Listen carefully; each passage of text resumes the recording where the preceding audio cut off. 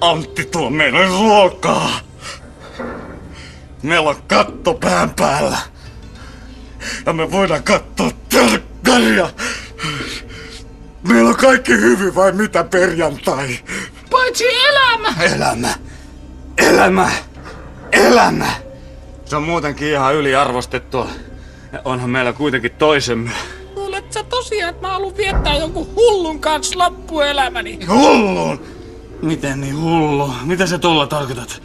Tarvitsee jotain perusteluja vai? Jumalauta jätkä, sä puhut käsinukelle! Okei. Mä yritän vaan luoda jotain järjestystä tähän systeemiin, tajut sä? Pitää ajatella positiivisesti. Luottaa tulevaisuuteen. Luottaa omiin kykyihinsä.